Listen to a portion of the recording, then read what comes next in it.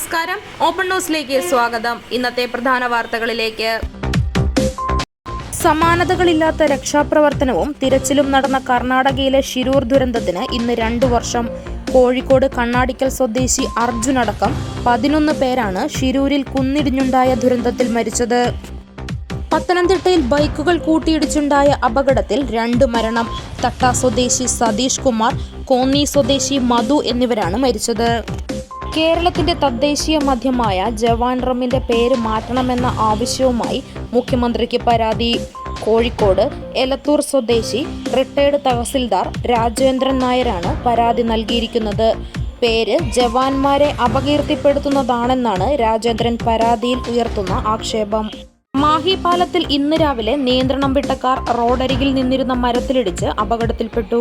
നാട്ടുകാരുടെ സംയോജിതമായ ഇടപെടലും ഭാഗ്യവും കാരണമാണ് വലിയ ദുരന്തമൊഴിവായത്. ലോകകപ്പിലെ അർജന്റീന ഇംഗ്ലണ്ട് സെമി ഫൈനൽ മത്സരത്തിനിടെ വൈദ്യുതി പോയതിൽ അർദ്ധരാത്രി KSEB ഓഫീസ് ഉപരോധിച്ച് പ്രതിഷേധം. KSEBയുടെ പവർ കട്ടിലാണ് DYFI പ്രവർത്തകർ പ്രതിഷേധം സംഘടിപ്പിച്ചത്. സംസ്ഥാനത്ത് തുടരുന്ന വൈദ്യുതി പ്രതിസന്ധിക്കും പവർ കട്ടിനും വിശദീകരണവുമായി വൈദ്യുതി മന്ത്രി സണ്ണി ജോസഫ്. പ്രതിസന്ധി എത്ര കാലമുണ്ടാകുമെന്ന് പറയാൻ കഴിയില്ല. വൈദ്യുതിയുടെ ഉപയോഗത്തിൽ വർധനവ് വന്നതായി സണ്ണി ജോസഫ് മാധ്യമങ്ങളോട് പറഞ്ഞു. കാസർഗോഡ് കടപ്പുറത്ത് തലയില്ലാത്ത മൃതദേഹം കണ്ടെത്തിയതിൽ ദുരൂഹത. കടലിൽ ഒഴുകിയെത്തിയത് പോസ്റ്റ്മോർട്ടം ചെയ്ത മൃതദേഹമാണെന്നാണ് ദുരൂഹത വർദ്ധിപ്പിക്കുന്നത്.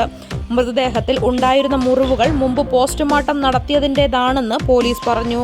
ചികിത്സാ പിഴവ് കാരണം 1.5 വയസ്സുകാരൻ മരിച്ച സംഭവത്തിൽ ചേർന്ന മെഡിക്കൽ ബോർഡ് യോഗത്തിൽ നാടകീയ രംഗങ്ങൾ.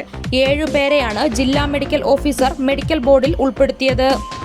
ആസൂത്രണ ബോർഡിലെ പരീക്ഷാ ക്രമക്കേടിൽ സംസ്ഥാന വിവരാവകാശ കമ്മീഷന്റെ ഉത്തരവിനെതിരെ PSC. ഉത്തരക്കടലാസുകളും മാർക്കുകളും ഉദ്യോഗാർത്ഥികൾക്ക് നൽകാൻ ആവില്ലെന്ന് PSC വ്യക്തമാക്കി. സംസ്ഥാന ഭാഗ്യക്കുറി ചരിത്രത്തിലെ ഏറ്റവും ഉയർന്ന സമ്മാന തുകയായി ഈ വർഷത്തെ തിരുവോണം ബമ്പർ ടിക്കറ്റ് പുറത്തിറങ്ങി. 25 കോടിയിൽ നിന്ന് 30 കോടിയായാണ് ഇത്തവണ ഒന്നാം സമ്മാനം സർക്കാർ ഉയർത്തിയിരിക്കുന്നത്. ടിക്കറ്റിന്റെ പ്രകാശനം മുഖ്യമന്ത്രി VD സതീശൻ നിർവഹിച്ചു.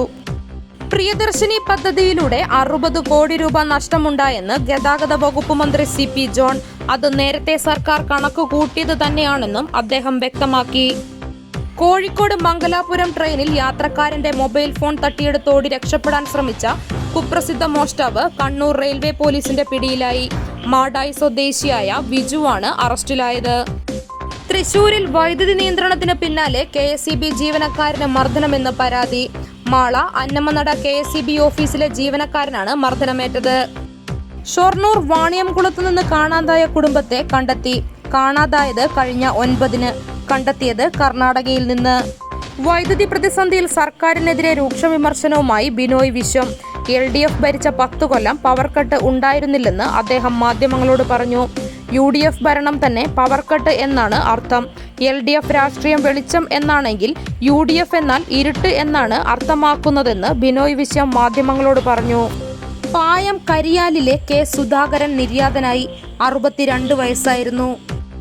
കേളകത്തെ ഇന്നത്തെ വില നിലവാരം: റബ്ബർ 280, ലോട്ട് 265, ഒട്ടുപാൽ 160, കുരുമുളക് 675, അടയ്ക്ക 375, തേങ്ങ 50, കാപ്പിക്കുരു 210, ചിരട്ടപ്പാൽ 150, കൊക്കോ 70, പുളി 150.